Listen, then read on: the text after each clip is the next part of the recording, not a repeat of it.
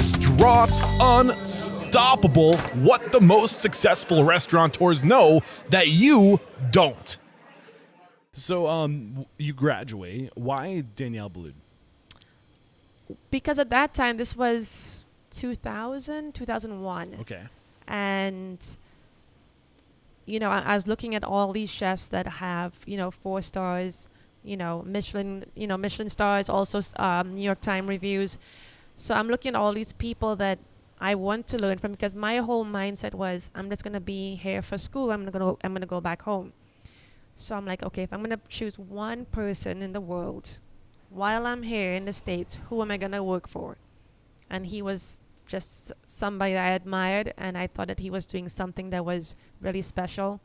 And I said, I'm like, if I'm going to do it, it's going to be at this restaurant. So obviously, Daniel Boulud's known for his food. Yes. But what was it beyond that attracted you to him? Well, I just think the structure of the restaurant, he has, so much finesse in the way he presents, the way he carries himself, the way he cooks. He has confidence, and the way he has his kitchen set up is very formal, which I have never worked in before, and that was something that I wanted to really dive into, because I'm like, if I'm going to do it, I want to experience something different, not really be in my comfort zone. And what did you learn about how he led his team, about the culture of that restaurant? What things about how he did stuff really imprinted on you? So the one thing I definitely took away from working at Daniel was perfection or nothing.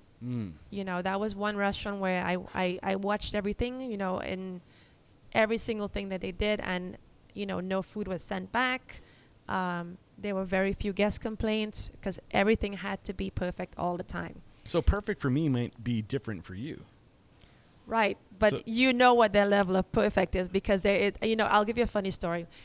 So I was working Gourmet, and we have cameras in the kitchen, and the maitre d' walks in and says, Thomas Keller's sitting at the bar.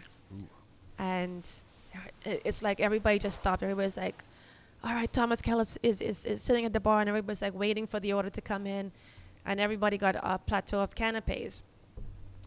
And I remember that the chef de cuisine at the time, Alex Lee, says, choose the best mussel, choose and have everything laid out. So I thought I had chosen the nicest one, and he's like, why did you choose that? That's the biggest one. And I'm like, because the bigger's better. And he's like, no, it's not. He's like, and he picked up like a medium-sized mussel. It was like really petite, and he says, this is the perfect size. And so those are the things that I took away, where it's just like the focus on all the details is collective, and that's what makes the experience so perfect. The focus on all the details is collective, and that's what makes it so perfect. So it's trusting everybody in their role to do the thing, and then bringing it together at the pass. So Yes. all that energy is going into the little details. Yep. Okay. How do we recreate that in our business? Well, I think it starts with education of your staff. Letting your staff know that this is the standard. This is what I expect. I think that's a big thing for me. Communicating that with my staff is a really important thing, because if you don't do that, they assume that that's the right size. The way I thought that big mussel was the right size, and I was wrong. So saying like, hey, this size is right, this size is wrong, or this is what you're tasting, and that comes down to training people. Yeah.